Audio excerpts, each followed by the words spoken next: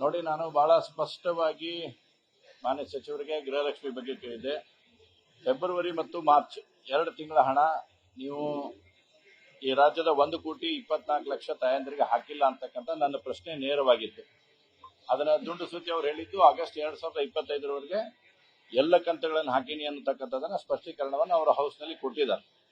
ಇವನ್ ಸಭಾಧ್ಯಕ್ಷರು ಕೂಡ ಕೇಳಿದ್ರು ಅವರು ಸ್ಪಷ್ಟವಾಗಿ. ಅವ್ರು ಕೇಳ್ತಾ ಇರೋದು ಫೆಬ್ರವರಿ ಮತ್ತು ಮಾರ್ಚ್ ಅಂತ ಹೇಳಿದಾಗ ಮಾನ್ಯ ಅಧ್ಯಕ್ಷರೇ 2025 ಆಗಸ್ಟ್ ವರೆಗೆ ಕೊಟ್ಟಿದ್ದೀನಿ ಅಂತಕ್ಕಂಥ ಮಾಹಿತಿಯನ್ನ ಮಾನ್ಯ ಸಭಾಧ್ಯಕ್ಷರು ಹೇಳಿದ್ರು. ನಮ್ಮ ವಿರೋಧ ಪಕ್ಷ ನಾಯಕರು ಕೇಳಿದ್ರು, ನಮ್ಮ ಸುನೀಲ್ ಕುಮಾರ್ ಅವರು ಕೇಳಿದ್ದಲ್ಲಿ ಕೂಡ ಅವರು ಸ್ಪಷ್ಟವಾಗಿ ಹೇಳಿದ್ದು ಆಗಸ್ಟ್ 2025. ನನ್ನ ಪ್ರಶ್ನೆ ಇಷ್ಟೇ ಇತ್ತು, ಫೆಬ್ರವರಿ ಮತ್ತು ಮಾರ್ಚ್ 2025 ಹಾಕಿಲ್ಲ ಅನ್ನುವಂಥದ್ದಿತ್ತು. ನಾನು ಅದಕ್ಕೆ ಸಂಬಂಧಪಟ್ಟಿರ್ತಕ್ಕಂಥ ದಾಖಲೆಗಳನ್ನು ಕೂಡ ಇವತ್ತು ನಾನು ರಿಲೀಸ್ ಮಾಡಿದ್ದೇನೆ. ಎಲ್ಲ ದಾಖಲೆಗಳನ್ನ ಅವ್ರ ಮುಂದೆ ಹೇಳ್ತಕ್ಕಂಥ ಕೆಲಸವನ್ನು ಮಾಡಿದ್ದೇನೆ. ಈಗ ಅವರು ನಿನ್ನೆ ದಿವಸ ಬಂದು ಸದನದಲ್ಲಿ ಉತ್ತರವನ್ನು ಕೊಡಬೇಕಾಗಿತ್ತು. ಯಾವ ಕಾರಣಕ್ಕಾಗಿ ಬಂದಾರ ನನಗೆ ಗೊತ್ತಿಲ್ಲ. ಬಟ್ ಸ್ಪೀಕರ್ ಸಾಹೇಬ್ರು ಹೇಳಿದ್ರು ಮಧ್ಯಾಹ್ನ ಮೇಲೆ ಬಂದು ಅವ್ರು ನಿಮ್ಗೆ ಕೊಡ್ತಾರ ಅಂತಕ್ಕಂಥ ಮಾಹಿತಿಯನ್ನು ಕೊಟ್ಟರು.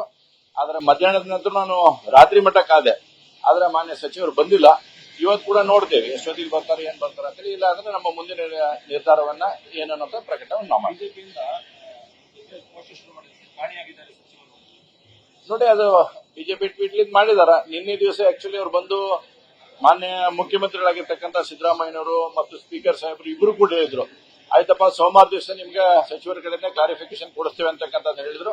ಸೋಮವಾರ ದಿವಸ ಶಾಮನೂರು ಶಿವಶಂಕರಪ್ಪನ ನಿಧನ ಕಾರ್ಯಕ್ಕಾಗಿ ಆಗ್ಲಿಲ್ಲ.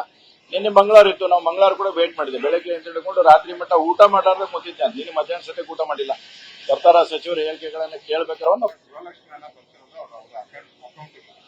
ನೀವು ಹೇಳ್ತಿದ್ದೀರಾ ಹಳೆ ಬಾಕಿ ಪಾವತಿ ಆಗಿಲ್ಲ, ಆದ್ರೆ ಇವತ್ತಿನವರೆಗೂ ಕೂಡ ಕಳೆದ 2 ತಿಂಗಳದ್ದು ಬಾಕಿ ಇದೆ. ಹಾಗಾದ್ರೆ ಅದು ಅಕೌಂಟ್ಗಳಿಗೆ ಹೋಗದೆ ಬೇರೆಯವರ ಅಕೌಂಟ್ಗೆ ಹೋಯ್ತು ಅಂತ ಅನುಮಾನ ಇದೆ ನಿಮಗೆ? ನೋಡಿ, ನಾನು ಇಷ್ಟೇ ಕೇಳ್ತೀನಿ. ಈಗ ಅವರು ಸಚಿವರು ಏನ್ ಹೇಳಿದಾರ, ಆಗಸ್ಟ್ 2025ರೊಳಗೆ ಎಲ್ಲ ಹಣವನ್ನು ನಾವು ಕೊಟ್ಟಿದ್ದೇವೆ ಅಂತ ಹೇಳಿದ್ದಾರೆ. ಹಾಗಾದ್ರೆ ಅವ್ರು ಕೊಟ್ಟಿದ್ದೇವೆ ಅಂತ ನಾನು ಹೇಳಿದ್ರೆ ನೀವು ಕೊಟ್ಟಿಲ್ಲ ಅಂತ ಹೇಳಿದೆ. ಬಟ್ ಅವ್ರು ಕೊಟ್ಟೇವೆ ಅಂತ ಹೇಳಿದ್ರ ಹಾಗಾದ್ರೆ 5,000 ಕೋಟಿ ಎಲ್ಲೋಯ್ತು ಅನ್ನೋದನ್ನ ಸಚಿವರು ಉತ್ತರ ಕೊಡ್ಬೇಕಲ್ಲ. ಈಗ ಅವ್ರು ಹೇಳ್ಯಾರ ನಾವು ದುಡ್ಡು ಹಾಕಿವೆ ಅಂತ ಹೇಳಿದಾರೆ. ಆಗಸ್ಟ್ 2025 ಮಟ್ಟ ನಾವು ದುಡ್ಡು ಹಾಕಿವೆ ಅಂತ ಹೇಳಿದಾರೆ. ನಾನು ದುಡ್ಡು ಹಾಕಿಲ್ಲ ಅಂತ ಹೇಳಿ ದಾಖಲೆಗಳನ್ನು ಬಿಡುಗಡೆ ಮಾಡಿದ್ದೇನೆ. ಇವತ್ತು ಅವರು ಉಪನಿರ್ದೇಶಕರು 10 ಜಿಲ್ಲೆಗಳಿಂದ ಉಪನಿರ್ದೇಶಕರ ಮಾಹಿತಿಯನ್ನು ನಾನು ಇವತ್ತು ಕೊಟ್ಟಿದ್ದೇನೆ ಸದನಕ್ಕೆ. ಹಾಗಾದ್ರೆ ಆ ದುಡ್ಡು ಎಲ್ಲಿ ಹೋಯ್ತು ಅಂತಕ್ಕಂಥ ಮಾಹಿತಿಯನ್ನು ಅವ್ರು ಕೊಡ್ಬೇಕೀಗ. 2 ತಿಂಗಳು 101% ಐತಿ ವಿತ್ ಡಾಕ್ಯುಮೆಂಟೇಶನ್ ನಿಮ್ ಮುಂದೆ ಕೊಡ್ತೇನೆ ಬೇಕಾದ್ರೆ.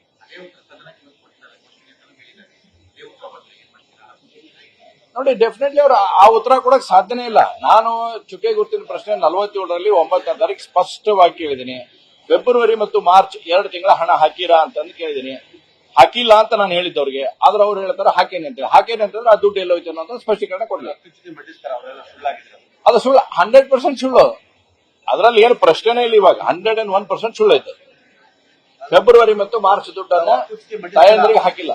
ಲಕ್ಷ್ಮೀ ಹೆಬ್ಬಾಳ್ಕರ್ ಅವರು ಸುಳ್ಳು ಸದನಕ್ಕೆ ತಪ್ಪು ಮಾಹಿತಿ ಕೊಟ್ಟು ಸುಳ್ಳು ಮಾಹಿತಿ ನಿಮ್ಮನ್ನು ದಾರಿ ತಪ್ಪಿಸಲಿಕ್ಕೆ ತಪ್ಪು ಸ್ಥಿತಿ ಮಂಡಿಸ್ತೀರಾ ಅಥವಾ ಅಂಡರ್ಸ್ಟ್ಯಾಂಡಿಂಗ್ ಮಾಡಿಕೊಂಡು ಪಾಲಿಟಿಕ್ಸ್? ಯಾವುದೇ ರೀತಿಯಾದಂತ ಅಂಡರ್ಸ್ಟ್ಯಾಂಡಿಂಗ್ ಇಲ್ಲ. ನಿನ್ನೆ ನಮ್ಮ ನಾಯಕರಾಗಿರ್ತಕ್ಕಂಥ ಆರ್ ಅಶೋಕ್ ಅವರಿಗೆ ಅವ್ರು ಕೇಳಿ ಸಭಾಪತಿಗಳು ಕೇಳಿದ್ರು, ನೀವು ಶಾಸಕರನ್ನು ಮತ್ತು ಸಚಿವರನ್ನು ಕೂಡಿಸಿ ಮಾತಾಡ್ತೀವಿ, ಕರೆಸಲಿ ಅಂತ ಹೇಳಿದ್ರು. ನಾನು ಸ್ಪಷ್ಟವಾಗಿ ಹೇಳಿದ್ದೇನೆ, ಯಾವ ಹೌಸ್ ನಲ್ಲಿ ಅವರು ಉತ್ತರ ಕೊಟ್ಟಾರ, ಯಾವ ಹೌಸ್ ನಲ್ಲಿ ನಾನು ಪ್ರಶ್ನೆ ಕೇಳೇನೆ ಅಲ್ಲೇ ಉತ್ತರ ಕೊಡಬೇಕು. ನಾವು ಅಲ್ಲೇ ಪ್ರಶ್ನೆ ಕೇಳ್ತೇನೆ ಅಂತಕ್ಕಂಥ ಮಾಹಿತಿಯನ್ನು ಕೂಡ ಅಷ್ಟೇ ಸ್ಪಷ್ಟವಾಗಿ ನಾನು ಹೇಳಿದೆ. Thank you. ನ್ಯೂಸ್ ಫಸ್ಟ್ ನಿರ್ಭೀತಿಯಿಂದ ನಿಮ್ಮ ಪರವಾಗಿ.